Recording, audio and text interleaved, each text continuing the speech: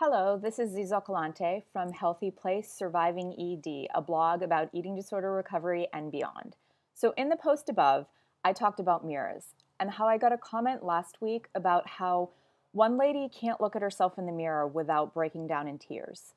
I know that I've been at that place, and I know that a lot of you guys can relate to that as well. Eating disorder recovery is tough, and a lot of times it really does suck because you have a lot of changes going on in your body and you're dealing with a lot of uncomfortable emotions. First off, I want to say that everybody's eating disorder recovery is unique because every person is unique.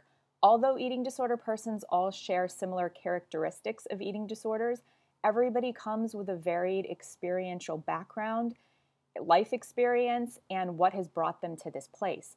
So in your recovery, what works for one person might not work for you, and that's totally fine. It's up to you to find what works best for you that's going to help you heal and move forward on this progress. So let's just say that mirrors are not for you, which I think a lot of people can relate to. So maybe during the time of your eating disorder recovery, or even times where they start to trigger you, you can help develop adaptive behaviors, such as covering the mirrors with a piece of paper, or maybe covering them with a sheet, or maybe taking them outside, all the full-length mirrors in your house so that you can't see your entire body. By doing this, we cut off external stimulation, so it helps us to focus internally about what's happening in our body. You might have heard before that eating disorder recovery, or eating disorders in general, are not about the food. And that's actually true. It's about the emotions that we're trying to stuff, to hide, or to purge away. When we take away external stimuli, which is the focus on our body as being able to fix whatever's happening, if we're thinner, if we're whatever it is, then we're able to actually experience and feel those uncomfortable emotions as they come up. And we're able to learn how to sit with them, although uncomfortable, and sometimes we can even experience it when we have happy things. So any high emotion, whether it's uncomfortable or even happy, we usually have one pattern that we've learned to follow, which is straight down the road of the eating disorder.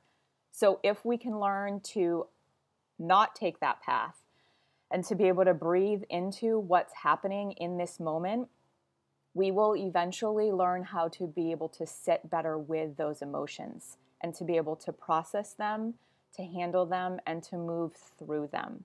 This is going to be a vital tool for your recovery because it's not about your body, it's not about losing weight, it's about learning how to process what's happening internally in yourself.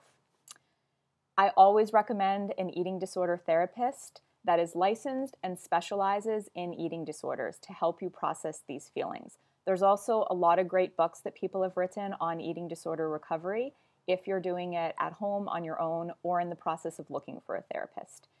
So remember, whatever works for you to help you get healthy is whatever works for you in that moment.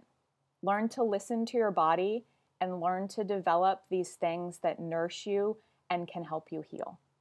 And any step towards your eating disorder recovery is an important, vital step. So thank you for listening and for reading. I'll see you guys next time. Have a fantastic week.